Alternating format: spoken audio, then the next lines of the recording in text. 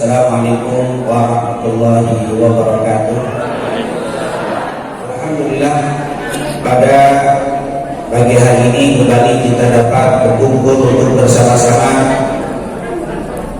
mempelajari dan membahas ayat Nabi Muhammad SAW. Semoga apa yang kita lakukan ini mendapatkan keberkahan dan keridhaan dari Allah Subhanahu wa Ta'ala. Amin ya rabbal alamin. Pada kesempatan kali ini kita akan kembali membahas tentang fikih, masih di bab salat dan sudah memasuki bab salat Jumat. Mungkin pada pertemuan terakhir kita sudah membahas tentang ayatnya surat Al-Jumu'ah, di ayat yang berbicara tentang salat Jumat. Alhamdulillah sudah kita bahas kemarin pada pembahasan sebelumnya tentang ayat dari surat Al-Jumu'ah ini dan bagaimana nama serta beberapa hal yang berkaitan dengan kata-kata Jumat. Maka pada kesempatan kali ini kita lanjutkan. Kemuliaan ini juga sudah kita bahas ya. Kemuliaan salat Jumat sudah dijelaskan oleh Rasulullah SAW bahwa hari yang terbaik yang kalian miliki adalah hari Jumat. Ini sudah kita sebutkan. Dan di hari Jumat itu juga sudah kita ceritakan dari hadis Rasul, diciptakan Nabi Adam, meninggalkan Nabi Adam, juga hari kiamat nanti terjadi di hari Jumat. Jadi tahunnya tidak ketahuan, maka tidak ketahuan, tapi hari itu sudah pasti, yaitu hari Jumat. Sekarang kita masuk ke dalam hukum tentang salat Jumat. Ini istimewanya hukum salat Jumat. Para ulama telah sepakat hukum mendirikan salat Jumat adalah fardhu ain. Dan siapa yang mengingkari yaitu salat Jumat, maka hukumnya kafir. Jadi ini tidak ada perbedaan di antara para ulama. Jadi salat Jumat itu hukumnya wajib. Kenapa? Karena langsung Allah yang mengatakan ya ayyuhalladzina amanu idza nudiya lis-salati min yaumil jumu'ati fas'au ila dzikrillah. Berdasarkan ayat ini dan juga hadis Rasul, maka seluruh ulama sepakat siapa yang tidak percaya kewajiban sholat Jumat, maka hukumnya kafir. Tentunya berbeda dengan orang yang tidak mendirikannya. Kalau tidak mendirikannya, hukumnya berbeda. Jadi kenapa dikatakan wajib ini berdasarkan surat Al-Jumu'ah ayat 9 yang sudah kita bahas pada pertemuan sebelumnya. Begitu juga hadis dari Abu Hurairah radhiyallahu anhu dalam riwayat Imam Muslim. Rasulullah pernah mengatakan la yantahiyanna aqwamun an wad'ihim al-jumu'ah. Hendaklah suatu kaum menghentikan perbuatan mereka yang meninggalkan salat Jumat. Kalau tidak, la yahtimanallahu ala qulubihim. Pasti Allah akan stempel hati-hati mereka. Tsumma la yakunanna minal ghafilin. Kemudian mereka akan menjadi orang yang lalai. Ini menunjukkan begitu berat ancaman bagi mereka yang meninggalkan salat Jumat. Kata Rasulullah SAW, hendaklah berhenti orang yang tidak mendirikan salat Jumat. Segera laksanakan salat Jumat itu. Kalau tidak, pasti Allah akan stempel. Kalau sudah di stempel, udah susah dikasih hidayah. Namanya stempel. Surat tadi kalau udah di stempel hukumnya apa? Laku. SK kalau sudah di stempel berlaku. Tapi kalau belum di stempel belum. Ini kalau sudah stempel artinya susah. Mau dikasih hidayah susah. Kenapa? Karena nggak pernah atau meninggalkan sholat Jumat. Ini menunjukkan begitu berat hukum sholat Jumat. Bahkan Abu Dhabi Umar radhiyallahu anhu pernah berkata, Nabi sallallahu alaihi wasallam kana qala liqaumin yatakhallafuna 'anil Jum'ah. Rasulullah pernah berkata kepada orang-orang yang tidak sholat Jumat, laqad hamamtu an amura rajulan yusalli bin nas thumma udriqa 'ala rijalin yatakhallafuna 'anil Jum'ah buyutahum. Sungguh saya pengen, kata Rasulullah SAW, orang-orang yang meninggalkan sholat Jumat saya limpahkan rumah-rumah mereka yang tidak sholat Jumat. Maksudnya menunjukkan begitu besar sekali dosa orang yang tidak sholat Jumat. Jadi pengen begini jangan dipenuhi. Kalau kita dipenuhi kepengenan Nabi. Terus ya nggak Jumatan kita apa? Bakar. Enggak, Nabi itu nggak membakar. Cuma itu menunjukkan begitu apa? Begitu besarnya dosa orang yang tidak sholat Jumat. Itu kata Rasulullah SAW. Kemudian para ulama telah sepakat berpendapat bahwa sholat Jumat itu hukumnya wajib berdasarkan tadi ya. Jadi berdasarkan Quran, berdasarkan hadis, harus seluruh ulama. Tidak ada satu ulama pun zaman ke zaman yang mengatakan Jumat tidak wajib. Ini kenapa? Karena memang jelas berdasarkan Quran dan hadis Nabi kita Nabi Muhammad Sallallahu Alaihi Wasallam. Ini tentunya yang mengingkarinya jadi kafir. Karena kalau sudah diwajibkan diingkari kafir. Tapi yang nggak sholat Jumat tidak langsung dihukumi kafir. Kenapa? Karena memang beda antara perbuatan dan keyakinan. Yang menyebabkan orang kafir itu keyakinan, bukan perbuatan. Kalau perbuatan jarang membuat orang kafir. Misalkan apa ini? Perbuatan dengan keyakinan. Saya sholat, tapi saya nggak yakin ini sholat wajib, tetap kafir. Walaupun ada sholat. Kenapa? Mungkin sholatnya biar sehat aja. Nggak yakin sebagai kewajiban, itu kafir tetap walaupun dia sholat. Kenapa? Karena tidak meyakini wajib. Ada orang yang nggak sholat, Pak, kenapa nggak sholat? Saya tahu sholat itu wajib, malas saja. Yang mudah begini kafir nggak? Enggak, karena diyakini itu wajib, cuma malas saja model begini. Kebanyakan yang pertama kayak gitu. Pertama, yang kedua, yang pertama jarang. Gak ada orang sholat tapi gak yakin dia jarang. Berarti yang sholat itu dikasih aman. Yang gak sholat nih bahaya. Ditanya, kenapa gak sholat? Saya tahu sholat itu wajib. Terus kenapa gak sholat? Malas saja. Yaudah, dosa besar. Dosa besar. Bahkan kata Imam Ibnu Qayyim, dia punya kitab As-Sholatu wa Hukmu Tarikuha, hukum sholat dan meninggalkannya. Bagaimana hukum meninggalkan sholat? Di situ kata beliau, akbaru kabair, setelah kemusyrikan, dosa yang paling besar adalah meninggalkan sholat. Bahkan zina, mabuk, apalagi kalah gedenya daripada meninggalkan apa? Dosanya lebih serem meninggalkan sholat daripada zina, daripada mabuk, daripada merampok, daripada membunuh. Kalah dosanya gedean meninggalkan sholat. Kadang-kadang orang menggali sholat santai, bunuh kami udah dosanya, mabuk kami kalau ketahuan, zina kalau ketahuan, oh bisa dikucilkan dan seterusnya. Tapi nyanyi-nyanyi nggak sholat biasa-biasa saja, padahal hukumnya lebih besar dosanya daripada semua orang subhan, kecuali musyrik aja.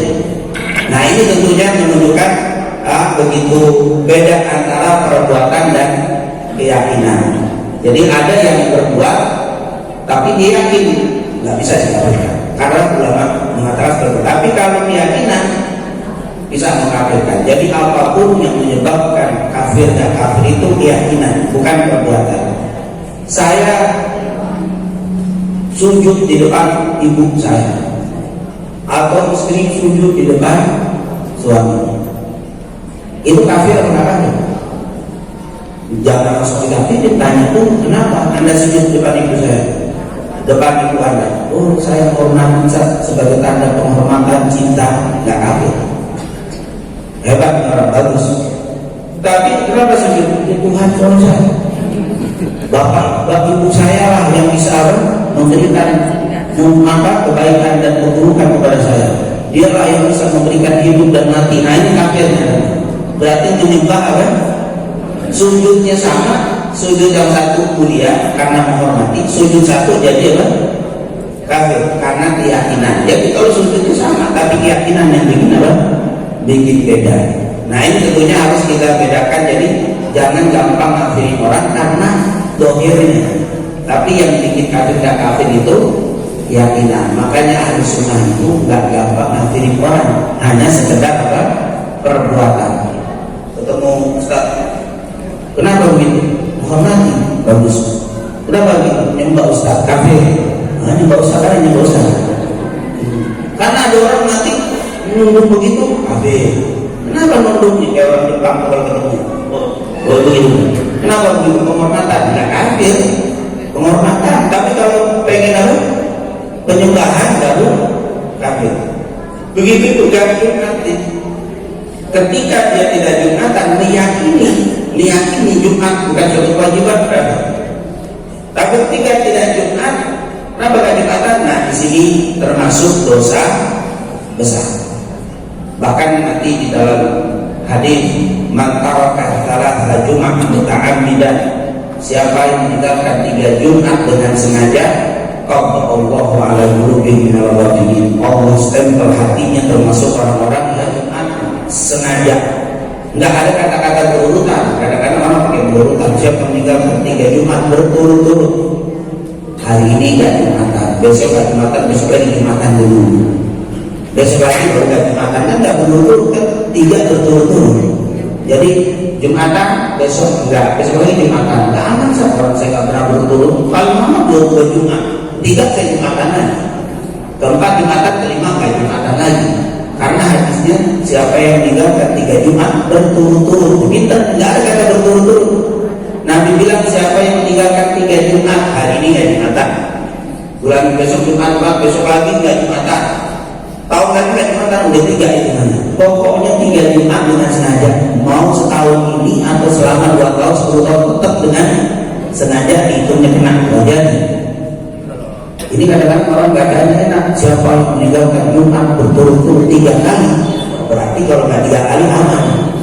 Nah, tidak ada kata-kata berturut-turut. Siapa yang meninggalkan 3 Jumat dengan sengaja, dengan apa?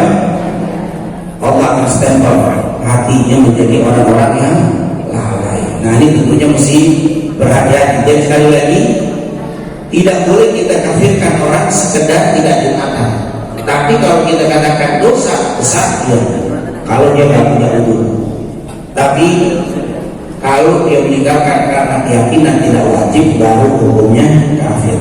Ini tentunya saya tekankan ini supaya kita tidak gampang ngafirin orang. Orang nggak sholat subuh jangan dikafirin, dosa ya, dosa iya. Tapi kalau kafir, tunggu dulu, tanya dulu kenapa nggak sholat subuh.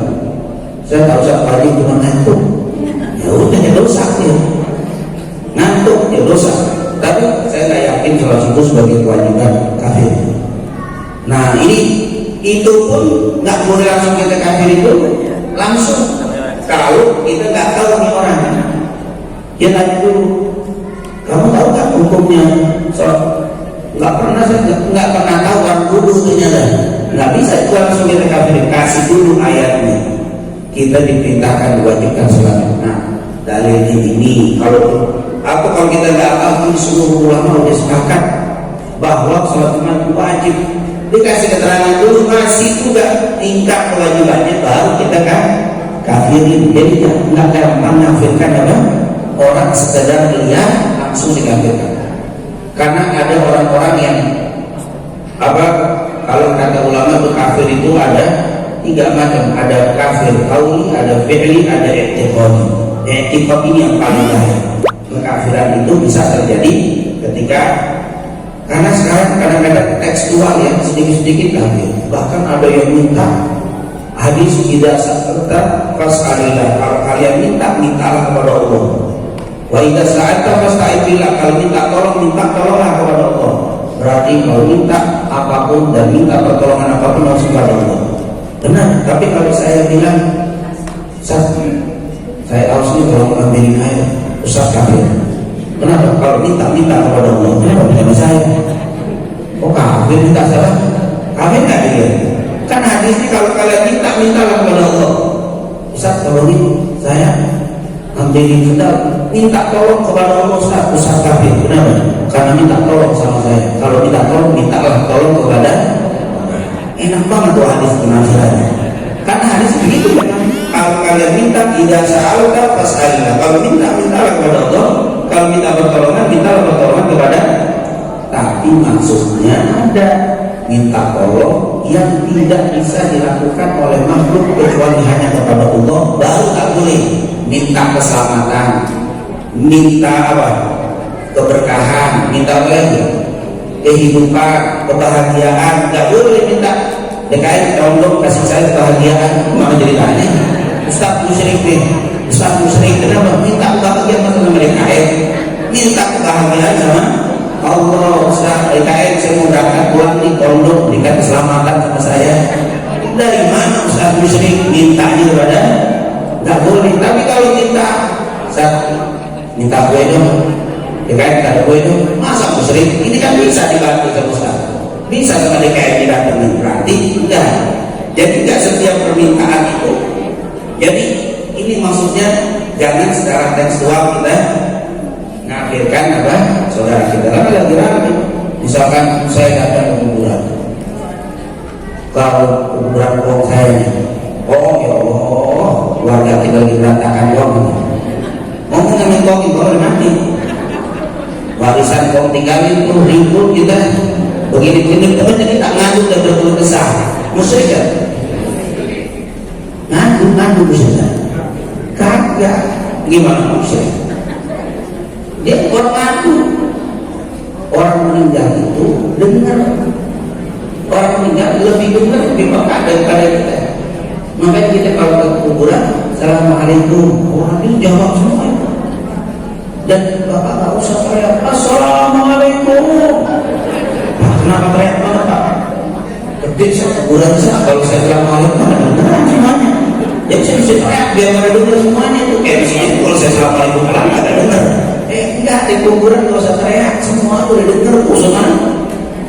Sekuburan kalau kuburannya 2000 maaf ujung sana, ibu bilang assalamualaikum ya ahlal kubur, semua jawab.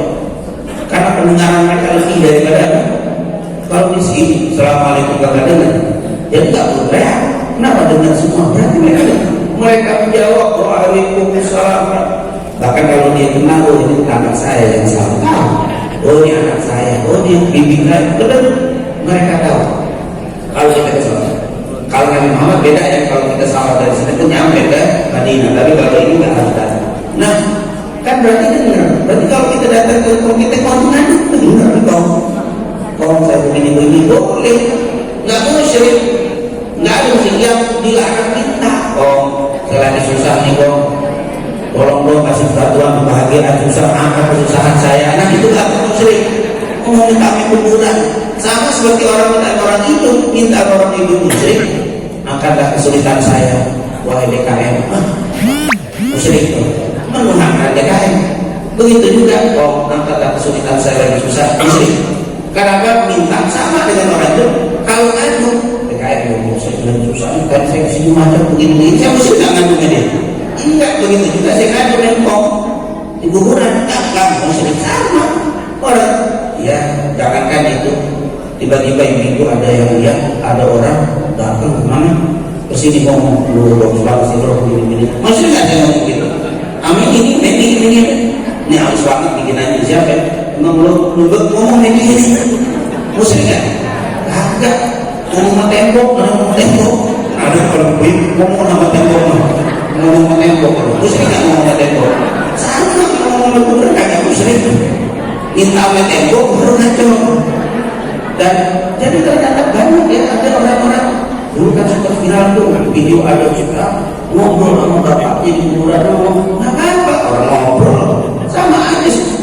Atau ibu lihat nih ada satu jamaah di bawah pegang ayam ngomong lu tak kita mau perlombaan nih, lu yang menang ya Allah SWT musuh ngomong main sama ayam musuh aja enggak ngomong lu aja ngomong ayam kita kalau ngomong jangan tahu pokoknya ngajarin ayamnya nanti juga ayam harus tapi nggak musyrik ngomong kalau minta ayam ya nggak diminta, nah ini baru musyrik. Jadi apalagi cuma ziarah kuburan masa musyrik ya doain mana ada musyrik yang ngomong kuburan ya musyrik yang minta di kuburan baru nggak benar minta di kuburan sama minta di pohon minta sama tembok nggak ada. Kalau ngobrol masalah. Jadi supaya kita nggak gampang musyrikin dia begitu juga dalam bab ini keyakinan. Kenapa ngomong sama kuburan? Dia kan kuburan enggak ngomong aja kenapa? Sama saya ngomong materi apa-apa, ngomong semua apa-apa. Dia nggak jawab, dia juga nggak jawab, ya cuma ngomong doang. Nanti kelas. Kami itu begitu. Kalau ngomong udah kelas, ngomong dikeluarin dah. Pendengar kagak dengar. Kadang-kadang nih banyak orang kesulitan, susah ngungkapin dipanggil temennya. Nih gue cuma ngomong aja lu nggak jawab apa-apa deh. Yang penting nyapin, nanti kelas selesai jawab. Udah ngomong kelas kan. Puas benar-benar kesampean walaupun yang dengerin nah apa deh dengerin aja yang penting mudah-mudahan ulangi kamu tenang kalau saya jadi agak lega itu keluar udah selesai Urusan dia apa? Jawab nggak jadi masalah. Ya Allah, ternyata begitu luas permasalahan ini, nggak gampang. Syirik kafir nggak segampang itu untuk keyakinan. Kalau diyakin, nah ini juga Jumat. Nah sholat Jumat nggak bisa langsung diganti.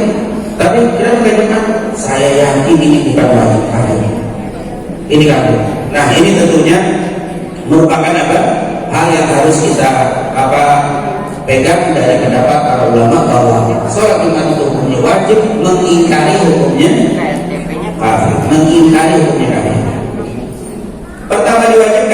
Pertama diwajibkan sholat Jumat ini di Mekah, tetapi karena tidak mungkin untuk dilakukan di Mekah, maka pertama kali dilakukan saat Rasul berhijrah ke Madinah.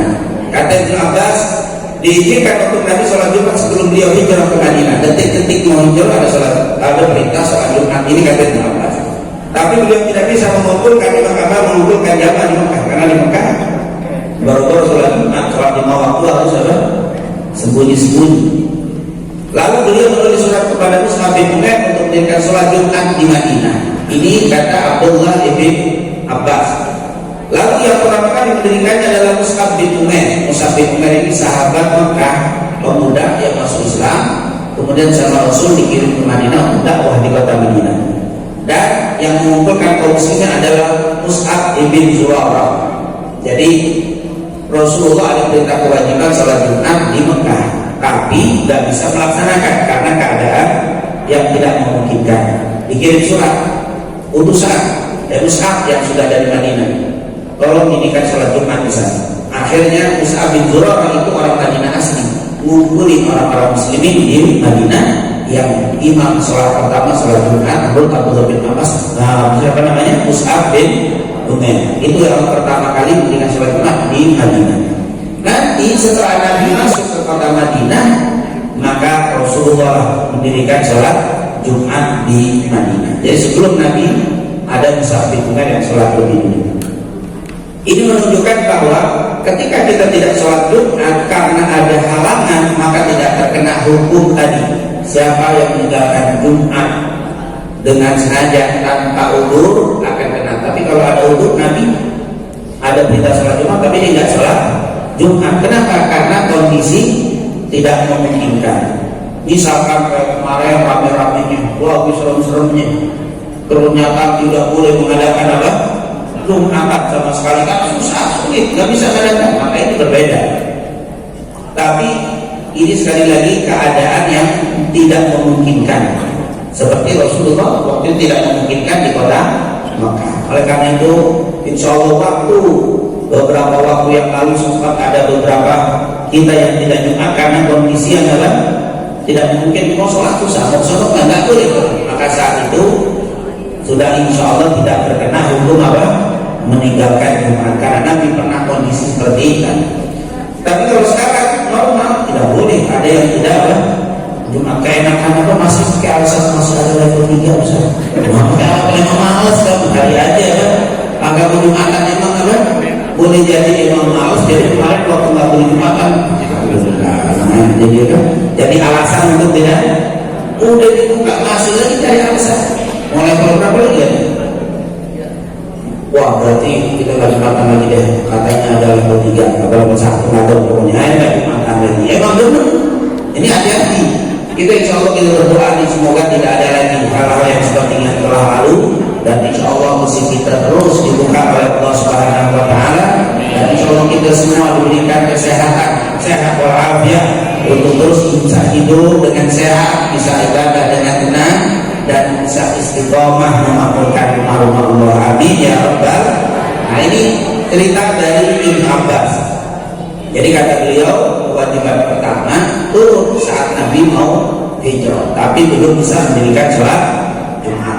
Jadi beliau menyuruh Mus'ab bin Umair untuk mendirikan sholat Jumat di Madinah.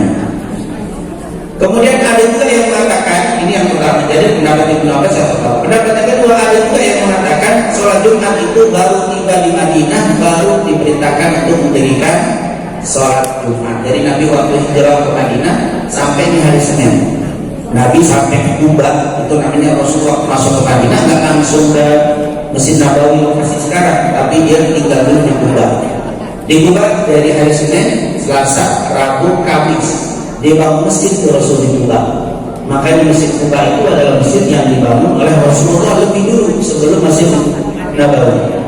Karena Rasulullah belum masuk ke lokasi Nabawi, jadi Rasulullah di masjid di daerah Kuba dia bikin masjid selama 4 hari. Karena masjidnya di sana nggak bisa kayak begini, apa? Pakai korma, tiangnya dikasih apa tuh? Lembar ke atasnya tutup, bawah terbuka dan bawahnya pasir. Jadi 4 hari ya Rasulullah SAW bikin sholat jamaah selama 4 hari tinggal di Kuba. Pas Jumat pagi keluar dari Masjid Kuba, baru keluar sudah sampai di dekat Kuba, ke situ ada perintah untuk mendirikan sholat Jumat. Maka Nabi Jumatan di situ. Yang sekarang lokasi pertama kali Nabi sholat Jumat disebut atau dibangun masjid yang namanya Masjid Jumat. Di Madinah itu ada Masjid Jumat. Masjid Jumat itu lokasinya nggak terlalu jauh dari Kuba. Jadi Kuba, Masjid Jumat baru saja Masjid Nabawi. Jadi dia mau menuju ke Masjid Nabawi. Dibikin dulu nggak ada masjid. Jadi kenang-kenangan Rasulullah pernah sholat Jumat pertama kali di situ, dibangunlah namanya Masjid Jumat. Dan semoga Allah SWT memberikan sehat walafiat dan rezeki kepada kita semuanya untuk bisa datang ke Madinah Al-Munawwarah. Amin. Sholat di Masjid Kuba, ikuti Rasul SAW. Makanya kata Rasul, man kharaja min baitihi mutatahhiran thumma ata masjid Kuba fa shalla rak'atain ta'dilul umrah. Siapa yang keluar dari rumahnya dalam keadaan bersuci lalu mendirikan sholat 2 rakaat di Masjid Kuba, pahala seperti umrah. Itu 2 rakaat, karena yang terbangun itu masjid Rasulullah SAW. Contoh, Allah izinkan kita semua bisa sujud sholat di Masjid Kuba. Amin ya Rabbal. Jadi dari Masjid Kuba Rasul berangkat ke Masjid Nabawi yang sekarang itu rumahnya Nabi. Belum nyampe baru berapa jalan dalam Jumatan. Akhirnya Rasulullah sholat di masjid yang saat ini lokasinya disebut Masjid Jumat. Intinya ada 2 pendapat kapan Jumat pertama kali. Ada yang mengatakan saat Nabi mau berangkat hijrah, tapi nggak sempat, akhirnya disuruh Mus'ab bin Umair sholat pertama. Ada pendapat yang kedua, Nabi sendiri berangkat sampai di Madinah, pas di perjalanan menuju ke Masjid Nabawi ternyata ada perintah sholat Jumat. Maka Nabi sholat di situ, yang itu yang sekarang ditandai dengan adanya Masjid Jumat. Itulah Jumat pertama.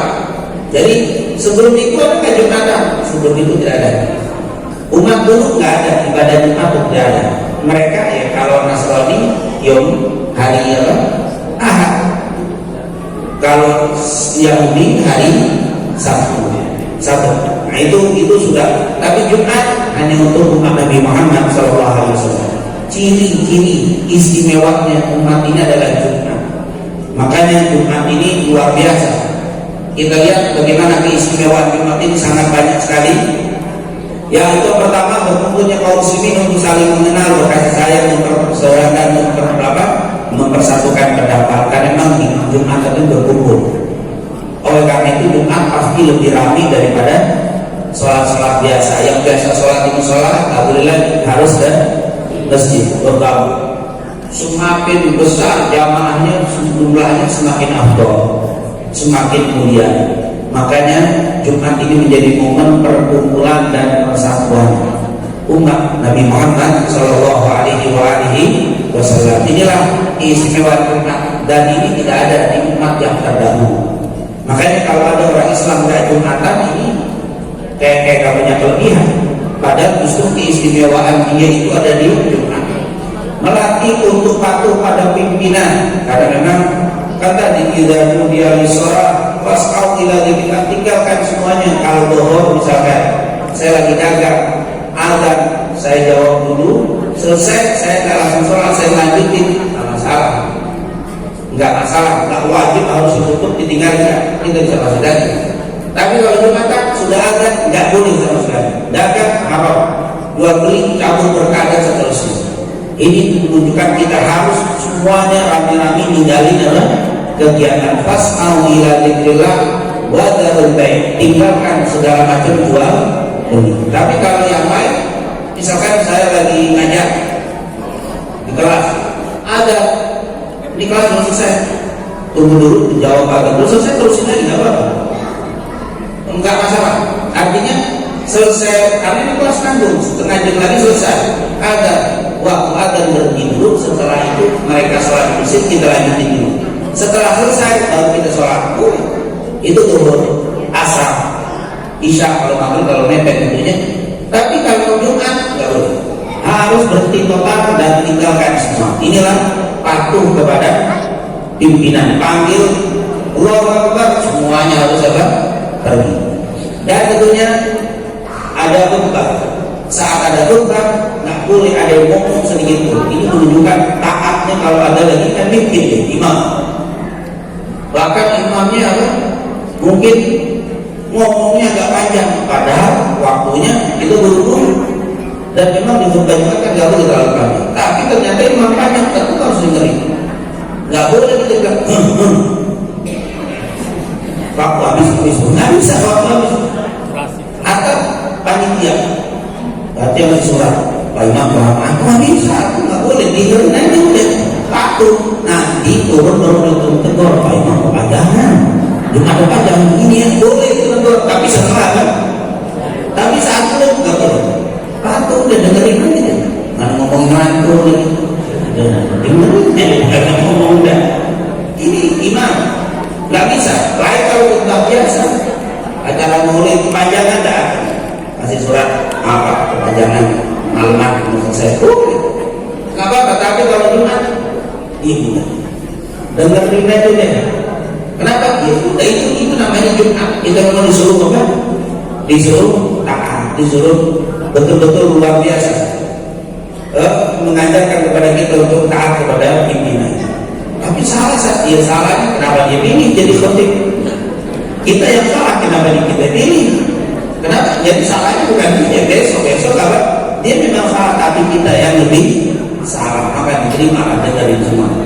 Mengingatkan mereka tentang ajaran Islam, tentunya dalam khutbah itu diajarkan tentang bagaimana syariat Islam. Jadi ini merupakan apa? Hikmah daripada Jumat. Dan intinya setiap satu pekan paling sedikit umat ini harus dengar nasihat.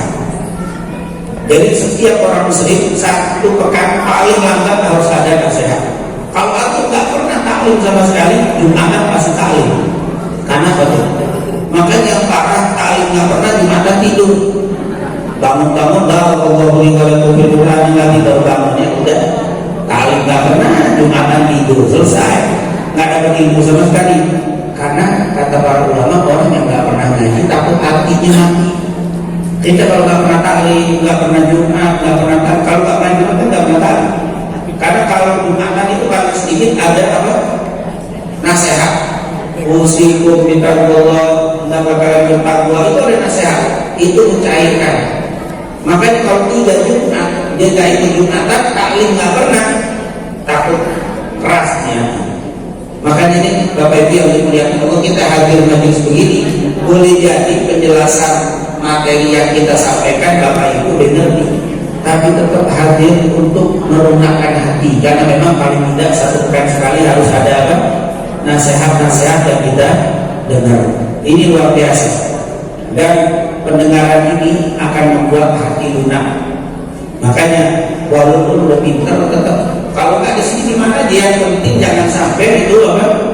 Sampai 3 pekan, sampai 40 hari nggak pernah dengar nasihat, ini akan mati hatinya. Maka di sini salah satu ini boleh jadi yang kita sampaikan sudah tahu, tapi nasihat-nasihat itu akan menggunakan hati. Insya Allah hati-hati kita jadikan hati yang lunak, yang lembut oleh Allah Subhanahu Wa Taala. Amin. Ya Rabbal Alamin. Yang terakhir, ancaman yang tidak menjaga sholat Jumat dari Malik berkata, maka hari Jumat adalah kata siapa yang meninggalkan 3 Jumat min ghairi udrin, tanpa ada udzur wala illatin, dan juga tidak sakit, bahwa Allah ala qalbi, Allah akan stempel hatinya dari orang-orang yang lalai. Hadis riwayat Imam Malik dalam kitabnya Al-Muwatta.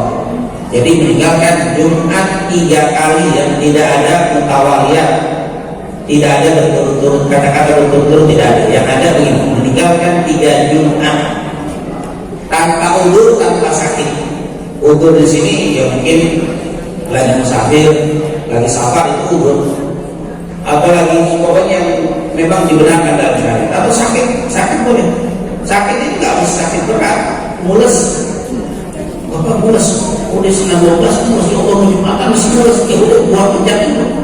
Jangan atur lagi mules mau dinilai cuma diberhentiin belum selesai. Setengah, jangan itu habisin aja. Entar setengah lagi habis Jumatan, jangan. Nah akhirnya ganggu apa? Miring sini, pakai batu lagi taruh sini. Gak ada urusan batu ditaruh kan? Rikil biar ada. Nah, ngapain ditahan-tahan paksa? Udah kamar mandi tenang aja. Udah diganti kamar biar sampai selesai. Itu namanya udur. Dan itu udur tidak perlu apa? Pas udah selesai. Ini belum juga. Pas selesai rakaat, udah ternyata 15 sudah. Nggak usah. Entar sholat duhur aja di rumah baru. Ini namanya udur syar'i. Karena memang salah satu tekanan ulama itu sakit waktu sakit perut. Sakit perut jangan. Daripada dulu udah mandi turun lagi, turun untuk dalam balik lagi, mulus atau mulutnya buat mulai berbagai kantor. Mau ngapain maksain? Udah di rumah santai aja, buang air aja yang benar santai biar sehat. Ini udur namanya, itu sakit namanya ilah. Atau mungkin kelainan pusat. Bisa ini udur. Islam itu keras, tetapi tidak menyulitkan apa? Menyulitkan pengikutnya untuk jalankan syariat. Tapi kalau memang sakit apa bisul, kayaknya tidak ada masalah bisulnya. Terus gitu aja bunyinya, dia nggak ada masalah ini. Ini yang berkaitan dengan kekhusyukannya, mulus itu bisa. Nah ini sakit. Jadi kalau nggak ada udur, nggak ada sakit, 3 kali akan kena. Walaupun tidak berturut-turut, walaupun dalam 1 tahun 3 kali kena hukumnya. Seperti yang saya katakan tadi ayat tahiyat, ini kalimat tadi yang sudah kita bacakan. Allah akan tutup hatinya apa? Sebagai orang-orang yang dolim. Maksani al-adzan talata Jumat. Ini lafaz yang berbeda-beda menunjukkan ada ini hadis. Siapa yang mendengar suara adzan 3 kali Jumat, semalamnya hudur, kemudian dia tidak juga hadir ke Jumatan, kutiba minal munafiki. Tertulis hatinya seperti orang-orang munafik. Hati berat. 3 Jumatan udah dengar suara adzan Jumat nggak hadir juga sampai 3 kali. Mau berturut atau tidak berturut, Allah tulis hatinya seperti hatinya orang munafik. Nah ini kan berat, jadi berat. Tapi untuk dibilang kafir nggak sholat Jumat nggak ada. Ada hadis yang sering kita dengar, mata katalah Jumat muta'ammidan faqad kafara jiharon, itu nggak hadisnya nggak. Siapa yang meninggalkan 3 Jumat dengan sengaja maka dia telah ditulis sebagai orang kafir, yang jelas-jelas kafir. Nggak ada. Yang ada ghafil, lalai, munafik, ya itu termasuk apa? Nah, termasuk dari sifat-sifat orang munafik. Nah ini tentunya ancaman yang tidak mendirikan sholat Jumat. Jadi luar biasa, tentunya sangat mengerikan. Kalau kata-kata kafir sekali lagi tidak ada. Kafir itu nanti masuknya ke dalam bab apa? Keyakinan. Kalau saya yakin Jumat bukan suatu kewajiban, kafir. Tapi kalau tidak Jumatan, tidak boleh kita kafirkan. Tetapi kalau sering-sering bisa menjadi munafik. Kalau sering-sering lagi bisa jadi kafir. Kafirnya dengan sendirinya. Karena memang iman itu yazid wa yanqus. Dia bertambah dan berkurang. Kalau dia melakukan ketaatan, iman tambah kuat. Tapi kalau melakukan kemaksiatan akan semakin apa? Lemah. Apalagi meninggalkan Jumat itu maksiat yang sangat besar. Khawatirnya akan luntur bisa kafir sendiri. Nah ini tentunya, tapi bukan kita yang kafiri dia, tapi dia akan bisa melemahkan iman. Nah itulah mungkin tentang seputar Jumat, dan tentunya nanti tinggal kita selesaikan dan pertemuan lagi, yaitu hal-hal yang berkaitan dengan Jumat. Misalkan amalan-amalan yang disunahkan untuk kita lakukan di hari Jumat. Karena memang bukan hanya sholat Jumat saja, tapi ada amalan-amalan, baik amalan perbuatan seperti mandi, minyak wangi, berbaju tahu, seterusnya, atau amal perkataan, baca kahfi, baca sholat, dan seterusnya. Jadi ada amalan perbuatan, ada amalan perkataan yang disunahkan untuk dilakukan di hari Jumat. Dan nanti juga misalkan kalau Bapak salah satu tuh sunahnya Kalau sholat Jumatan pulang, kalau memang rumahnya jauh, agak jauh, pulang itu oleh-oleh. Pernah tuh beli makanan dulu untuk keluarga, itu juga termasuk apa? Hal yang dianjurkan. Kalau rumahnya jauh, kalau rumah Pak Haji Simin susah, boleh mana dia? Harus nyampe, nyari makanan dulu semua kemana? Tapi kalau makan orang ngerti tuh, langsung jual-jual apa dia memang beli dokter buat pengen tuh. Nah itu ada nanti beberapa amal yang sudah. Semoga apa yang kita pelajari mendapatkan keberkahan dan keridhaan dari Allah Subhanahu wa taala, dan semoga semuanya selalu diberikan taufik hidayah untuk dibukakan pintu-pintu kebahagiaan dan keselamatan dunia wal akhirah. Rabbana taqabbal minna innaka antas samiul alim wa tub 'alaina innaka antat tawwabur rahim. Rabbana atina fid dunya hasanah wa fil akhirati hasanah wa qina adzabannar. Wa sallallahu ala sayyidina Muhammadin wa ala alihi wasallam. Walhamdulillahi rabbil alamin. Subhanakallahumma wa bihamdika asyhadu an la ilaha illa